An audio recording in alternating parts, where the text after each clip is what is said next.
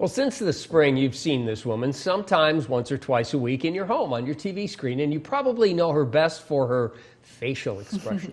She is the woman standing next to Governor Tim Walz at his COVID-19 briefings, and before that, during the news conferences about the riots in Minneapolis.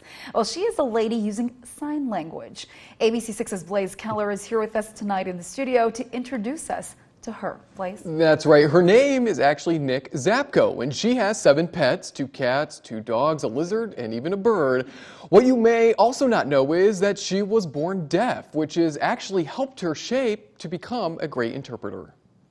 Deaf people are out there watching me. I've got to be right. Meet Nic Zapko, the woman frequently seen signing key messages from state officials, which she says can be nerve-wracking at times.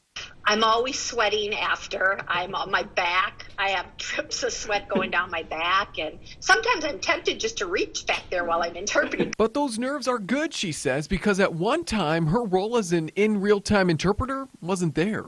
Captioning is in English, and remember how I told you the language is so linear, and sometimes we wouldn't know the tone or the feel of the message, or it wouldn't be clear. Moving to Minnesota after graduating from the School for the Deaf in Ohio, Zapko, an actor as well as a native Pennsylvanian, didn't expect she'd be at the forefront of relaying public health messages.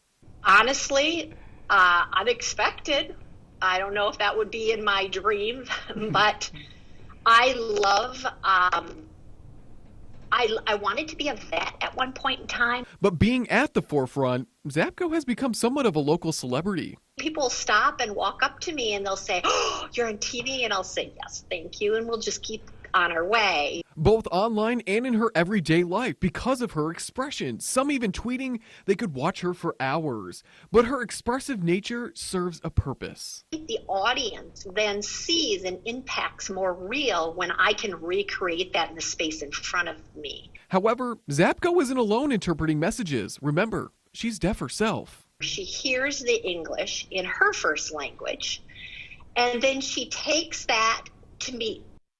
Now that Zapko is referring to is Patty McCutcheon. Now she is actually not seen on camera, but she's signing what Walz and the other officials are speaking, and then Zapko signs it back to us in a less watered down version of ASL, and Zapko says they didn't really know each other before working together this year. Live in the studio, Blaze Keller. We'll be right back.